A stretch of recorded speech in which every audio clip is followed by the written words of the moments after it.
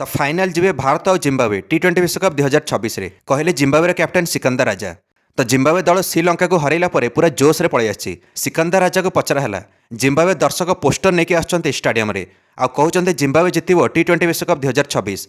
ଏହା ଉପରେ ସିକନ୍ଦର ରାଜାଙ୍କ ମତାମତ କ'ଣ? ତ ସିକନ୍ଦର ରାଜା କହିଲେ ଏଇଟା ମୋର ବି ସ୍ୱପ୍ନ ଅଛି ଯେ ଜିମ୍ବାବ୍वे ଦଳ ଫାଇନାଲକୁ ପହଞ୍ଚୁ ଟି20 ବିଶ୍ୱକପ୍ର ଆଉ ଆମ ସହିତ ଭାରତ ଭିଡ଼ୁ ଆଉ ଫାଇନାଲ ପୂର୍ବରୁ ସୁପର 8 ମୁକାବିଲା ଅଛି। ଆମେ ଗ୍ରୁପ୍ 1 ଅଛୁ ସୁପର 8 ରେ। ସେଇ ଗ୍ରୁପ୍ରେ ଯେଉଁଥିରେ ଭାରତ ସାଉଥ ଆଫ୍ରିକା ୱେଷ୍ଟଇଣ୍ଡିଜ୍ ଅଛନ୍ତି। ଗୋଟିଏ ମ୍ୟାଚ୍ ହାରି ନାହାନ୍ତି ଏମାନେ ନିଜ ନିଜ ଗ୍ରୁପ୍ରୁ। ଆମେ ମଧ୍ୟ ଗୋଟିଏ ମ୍ୟାଚ୍ ହାରିନୁ ନିଜ ଗ୍ରୁପ୍ ଷ୍ଟେଜ୍ରେ। ଏହି ଗ୍ରୁପ୍ର ସବୁ ଟିମ୍ ଗ୍ରୁପ୍ରେ ଟପର ଅଛନ୍ତି ନିଜ ନିଜ ଗ୍ରୁପ୍ ଷ୍ଟେଜ୍ରେ। ସୁପର 8ରେ ମେନ୍ ଖେଳ ଆରମ୍ଭ ହେବ। ଗ୍ରୁପ୍ 1 ଆଉ ଗ୍ରୁପ୍ 2ରେ ସମୁଦାୟ 8ଟା ଦଳ ଅଛନ୍ତି ଆଉ ମ୍ୟାଚ୍ ସମୁଦାୟ 3ଟା ଖେଳିବୁ ଆମେ 3ଟା ଟିମ୍ ସହିତ।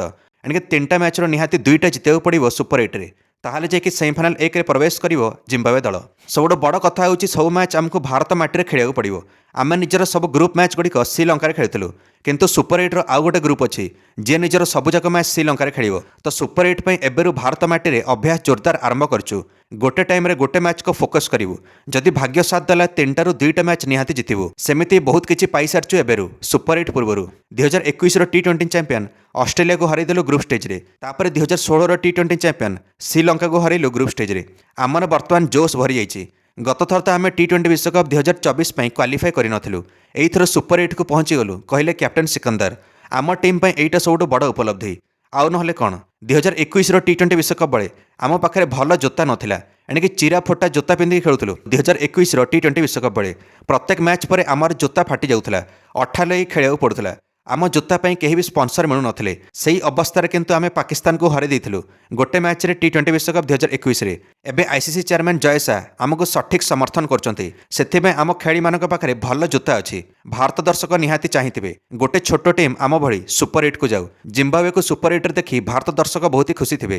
ଭାରତ ଏଇଥର ଫେଭରେଟ୍ ଅଛି ଟି20 ବିଶ୍ୱକପ୍ 2026ରେ। ତ ଏଇଥର ଭାରତ ଆଉ ଜିମ୍ବାବ୍ୱେ ମଧ୍ୟରେ ଫାଇନାଲ୍ ହୋଇପାରେ କହିଲେ କ୍ୟାପ୍ଟେନ୍ ସିକନ୍ଦର ରାଜା। ମୁଁ ପଞ୍ଜାବ କିଙ୍ଗସ୍ ପାଇଁ ଖେଳି ଆସୁଛି ଆଇପିଏଲ୍ରେ। ଭାରତ ପ୍ରତି ମୋର ବହୁତ ସମ୍ମାନ ଅଛି। ଭାରତ କ୍ରିକେଟରୁ ମୁଁ ବହୁତ କିଛି ଶିଖିଛି। ପାକିସ୍ତାନ ବାଲା କହୁଥିଲେ ମୁଁ ପାକିସ୍ତାନରେ ଜନ୍ମ ହୋଇଛି ବୋଲି ଭାରତ ସରକାର ମୋତେ ଭିସା ଦେବେ ନାହିଁ ଭାରତ ମାଟିରେ ଖେଳିବା ପାଇଁ ଟି20 ବିଶ୍ୱକପ୍ରେ। କିନ୍ତୁ ପାକିସ୍ତାନକୁ କହିଥିଲି ଟି20 ବିଶ୍ୱକପ୍ ପୂର୍ବରୁ ଯେ ପାକିସ୍ତାନର ନାଗରିକତା ମୁଁ ଛାଡ଼ି ଦେଇଛି ଆଉ ଜିମ୍ବାବ୍ୱେର ନାଗରିକତା ନେଇସାରିଛି 2010 ପରଠାରୁ। ମୁଁ ପାକିସ୍ତାନ ଛାଡ଼ିଲା ପରେ ମୋତେ ବହୁତ ଅସୁବିଧା ହୋଇଥିଲା। ପାକିସ୍ତାନଙ୍କ ଆତଙ୍କି ନୀତି ପାଇଁ ମୋତେ ଜିମ୍ବାବ୍ୱେ ଦଳ ନିଜ ଟିମ୍ରେ ନେଉନଥିଲା। ବହୁତ ସଂଘର୍ଷ କରିକି ମୋତେ ଜାଗା ମିଳିଲା 2013ରେ ଜିମ୍ବାବ୍ୱେ ଟିମ୍ରେ। ପାକିସ୍ତାନ ଦେଶର ନାଗରିକତା ମୁଁ ଆଉ ଜୀବନରେ ନେବି ନାହିଁ କହିଲେ ସିକନ୍ଦର। ତା ଉପରେ ପୁଣି ଭାରତ ସରକାର ମୋତେ ଆଇପିଏଲ୍ ପାଇଁ ଭିସା ଦେଇ ଆସୁଛନ୍ତି। ଏଇଥର ମଧ୍ୟ ମୋତେ ଭିସା ପାଇଁ କିଛି ବି ଅସୁବିଧା ହୋଇନଥିଲା ଟି20 ବିଶ୍ୱକପ୍ ପାଇଁ। ଆଶା କରୁଛି ଆମେ ସେମିଫାଇନାଲ୍ ଯିବୁ ଆଉ ପାକିସ୍ତାନ ସହିତ ଭିଡ଼ିବୁ ସେମିଫାଇନାଲ୍ରେ ଆଉ ପାକିସ୍ତାନ ଘମଣ୍ଡକୁ ଭାଙ୍ଗିବୁ। ପାକିସ୍ତାନ କହୁଛି ଯେ ଆମେ ଦୁର୍ବଳ ଟିମ୍ ସୁପର 8ରେ ଗ୍ରୁପ୍ 1ରେ। ପାକିସ୍ତାନଙ୍କ କହିବା ଅନୁଯାୟୀ ଯଦି ଆମେ ଗ୍ରୁପ୍ 2ରେ ଥାନ୍ତୁ ସୁପର 8ରେ ତାହେଲେ ପାକିସ୍ତାନ ଆମକୁ ପରାସ୍ତ କରିଥାନ୍ତା। ଆଶା କରୁଛୁ ଆମେ ସୁପର 8ରୁ ସେମିଫାଇନାଲ୍କୁ ଯାଉ ଆଉ ଜିମ୍ବାବ୍ୱେ ବନାମ ପାକିସ୍ତାନ ହେଉ ସେମିଫାଇନାଲ୍ରେ। ସେମିତିରେ ପାକିସ୍ତାନ ଘମଣ୍ଡକୁ ଆମେ ସେଇଠି ଭାଙ୍ଗିଦେବୁ ଆଉ ପାକିସ୍ତାନକୁ ନକ୍ଆଉଟ୍ କରିବୁ ସେମିଫାଇନାଲ୍ରେ ଆଉ ଫାଇନାଲ୍ରେ ମ୍ୟାଚ୍ ଖେଳିବୁ ଭାରତ ସହିତ। ଯଦି ଆମେ ପାକିସ୍ତାନକୁ ହରାଇଦେଲୁ ସେମିଫାଇନାଲ୍ରେ ତ ମୁଁ ଜାଣିଯିବି ଯେ ମୁଁ ବିଶ୍ୱକପ୍ ଜିତିଗଲି। ମୁଁ ତାପରେ ଫାଇନାଲ୍ ଜିତେ କି ନ ଜିତେ ମୋତେ ଫରକ ପଡ଼ିବନି। ମୋତେ ବର୍ତ୍ତମାନ 39 ବର୍ଷ ହୋଇଗଲାଣି।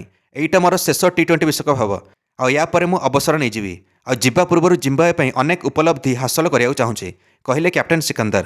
କ'ଣ ଲାଗୁଛି ଜିମ୍ବାବ୍ୱେ ଟି20 ବିଶ୍ୱକପ୍ର ସୁପର 8ରେ ନକ୍ଆଉଟ୍ ହେବ ନା ଜିମ୍ବାବ୍ୱେ ଫ୍ୟାନ୍ସଙ୍କ ସ୍ୱପ୍ନ ସାକାର ହେବ ଆଉ ଭାରତ ବନାମ ଜିମ୍ବାବ୍ୱେ ହେବ ପ୍ରଥମ ଥର ପାଇଁ ଟି20 ବିଶ୍ୱକପ୍ ଫାଇନାଲ୍ରେ? ନିଶ୍ଚୟ ମନ୍ତବ୍ୟ କମେଣ୍ଟରେ ଦେଇ ଭିଡ଼ିଓକୁ ଲାଇକ୍ ଆଉ ଚ୍ୟାନେଲକୁ ସବସ୍କ୍ରାଇବ୍ କରିଦେବେ ସମସ୍ତ କ୍ରିକେଟ୍ ଅପଡେଟ୍ସ ପାଇଁ। ଧନ୍ୟବାଦ।